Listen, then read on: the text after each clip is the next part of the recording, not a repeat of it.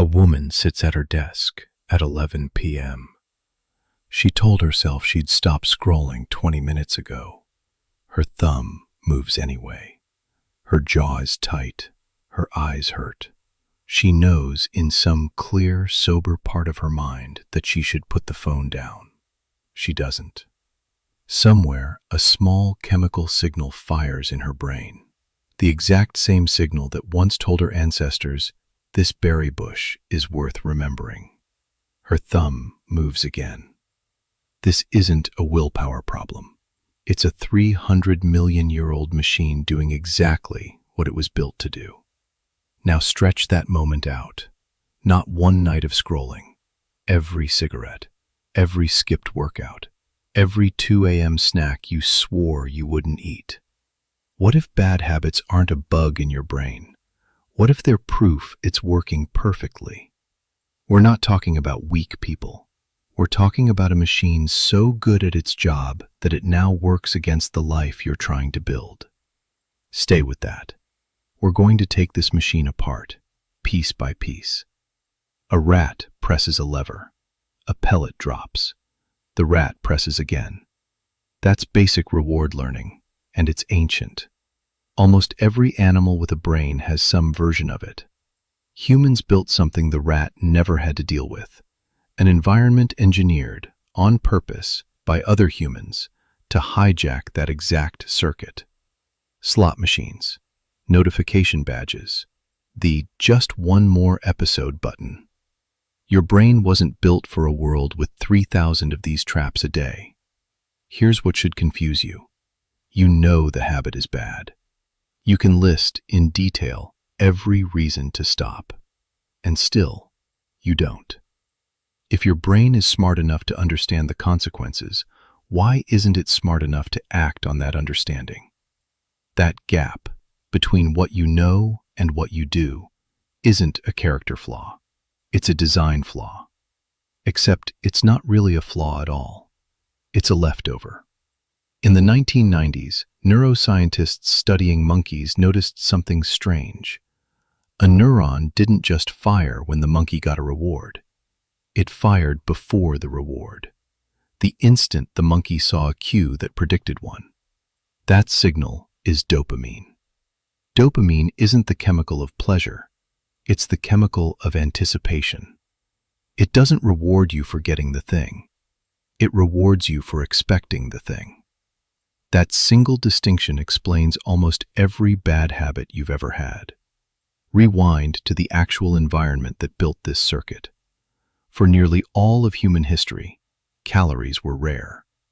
A brain that lit up hard for a beehive full of honey wasn't broken.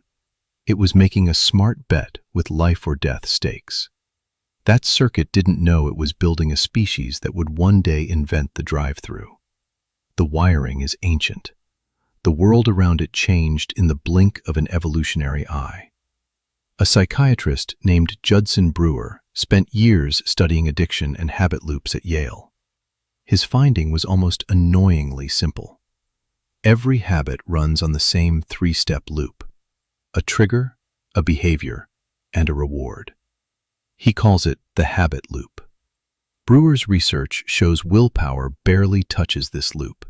You can't out-discipline a system built at the level of instinct. You can only ever reroute it. Think about your own trigger. Boredom, stress, that specific slump in your chair at 3 p.m. Notice you didn't decide to reach for your phone. Something reached for it before the decision even arrived. That's not you failing. That's a loop completing itself, the way it's completed itself 10,000 times before. The habit isn't attached to the object, the phone, the cigarette, the snack. It's attached to the feeling right before it. Go back to the woman at her desk. She's not weak-willed. Her dopamine system is doing precisely what a healthy dopamine system is engineered to do. Chase an unpredictable reward, because unpredictable rewards are the strongest trigger of all.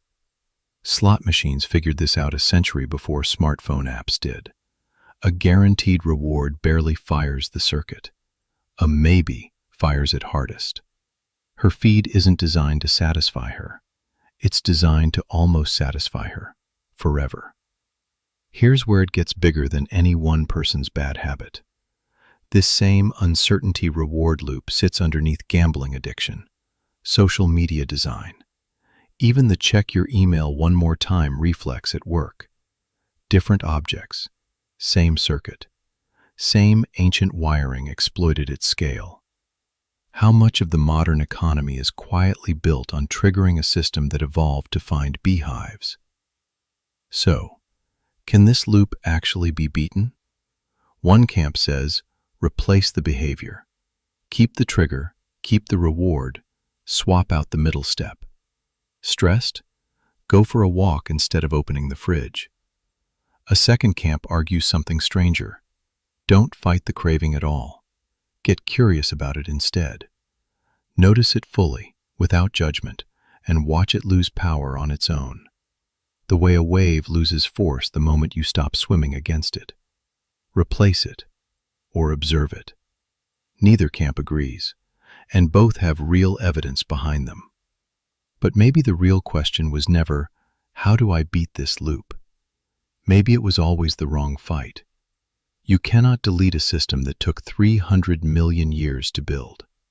You were never going to out-willpower biology. They don't win a war against their brain. They renegotiate the terms.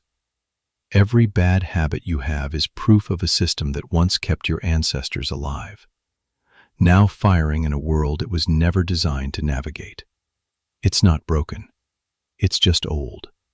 Running ancient software on hardware surrounded by triggers built by companies who studied that same software far more carefully than you ever did. Picture the woman again. Same desk, same time, 11 p.m. But this time, when the urge hits, she doesn't fight it and she doesn't obey it. She just notices it, names it, lets it move through her like weather. For the first time in a long time, her thumb stays still. Not because she won, but because she finally understood what she was up against. We didn't inherit broken brains. We inherited old ones, in a world built to exploit exactly what made them brilliant in the first place. If your brain has ever felt like it was working against you, subscribe.